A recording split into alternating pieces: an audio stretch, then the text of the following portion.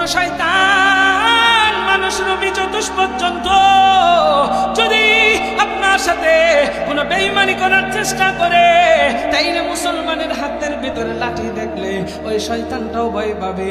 ঠিক তেমনি ভাবে কোন ইসলাম বিদ্বেষী, কোন নাস্তিক, বেঈমান, মুরতাদ, মুনাফিকের বাচ্চা যদি কোরআন হাদিসের বিরুদ্ধাচরণ করে, যদি ইসলামকে নিয়ে ছিনিমিনি করে, আমার মায়ার নবীর ইজ্জত নিয়ে ছিনিমিনি করে, তাইলে পক্কা ইমানদার মুমিন হিসাবে আপনার হাতের ভিতরে যদি লাঠি থাকে নবীর সুন্নাত, তাইলে এই লাঠি দিয়ে ওই বেঈমানদেরকে বাইরে সাইজ কইরা দেওয়া যাবে। ঠিক কিনা গান?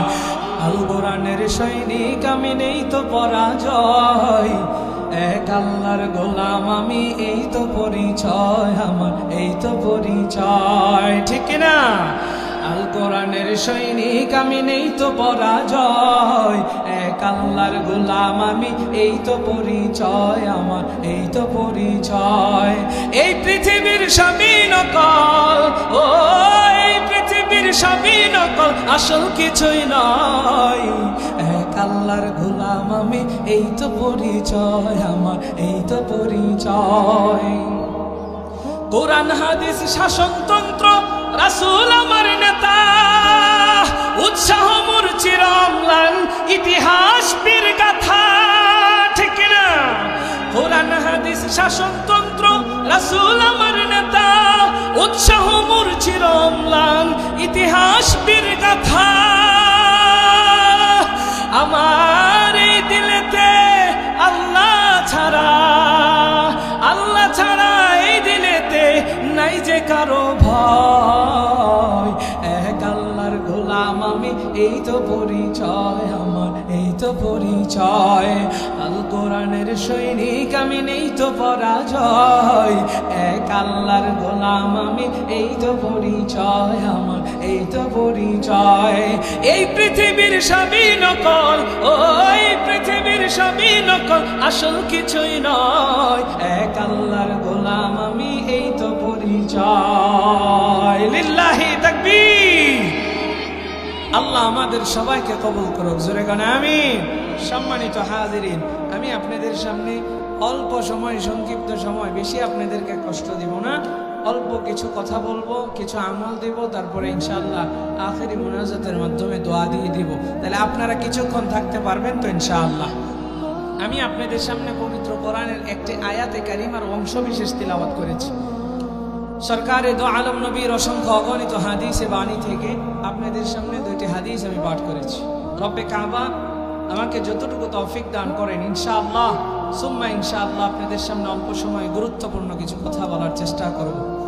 সম্মানিত হাজিরিন, আমি আপনাদেরকে প্রশ্ন করতে চাই, বলেন তো দেখি, আমাদের এই এলাকার ভিতরে আজকে যে চমৎকার একটা আয়োজন হচ্ছে মাদ্রাসার উদ্যোগে, এই আয়োজনটা পেয়ে আপনারা খুশি না বেজা?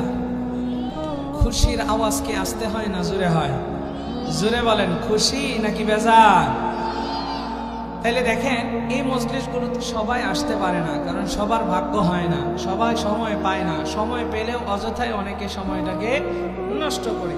অন্ধকার এই দুনিয়ার পিছনে আমরা এমনভাবে বেহুশের মতো ঘুরতেছি, আমার আপনার সময়টা যে অতিবাহিত হয়ে যাচ্ছে এই খবরও আমাদের অনেকের নেই। কিন্তু সময় বড় দামি জিনিস, এই সময় হারায়া আফসোস করলে কোনো লাভ নেই। নবী বলেন, আদ-দুনিয়া মাজরাআতুল আখিরাহ, এই দুনিয়া হচ্ছে আখিরাতের ক্ষেত শুরু। আপনি আমি রিজিকের জন্য বা খাবারের জন্য আমরা ফসলাদি উৎপাদন করি, আমরা চাষবাস করি, চাকরি বাকরি করি, এক একজন এক এক কাজ করি। তো কাজ করার পরে আমার আপনার রিজিকের ব্যবস্থা হয়। তাহলে দেখেন, রিজিকের জন্য আমরা কাজকর্ম করে, ফসলাদি উৎপাদন করে যেরকম আমরা আমাদের রিজিকের জন্য টাকা পয়সা ইনকাম করি, ঠিক তদ্রুপ আল্লাহর নবী বলেন, এই দুনিয়াটা হচ্ছে আখিরাতের ক্ষেত শুরু। মানে দুনিয়াটা তুমি ক্ষেত পেয়েছো, এখানেই তুমি আখিরাতের জন্য চাষ করবা, অর্থাৎ দুনিয়াতেই আপনি আখিরাতের জন্য নেক আমল অর্জন করবেন। মরার পরে আর নেক আমল অর্জন করার কোনো সুযোগ থাকবে? তাহলে এই সময়টা বড় দামি। আমরা আজকে হেলাই খেলায় সময় কাটায় দিই। আমাদের এই যে মাহফিলটা হচ্ছে, কত মানুষ রাস্তায় কিন্তু ঘোরাফেরা করতেছে, তারা সময়ের মূল্য দিচ্ছে না। আমি আপনাদেরকে উদাহরণস্বরূপ বুঝাইয়া আমি আমার মূল আলোচনায় ঢুকে যাব। গ্রামের ভিতরে রাখাল থাকে, রাখাল আপনারা চিনেন না রাখাল?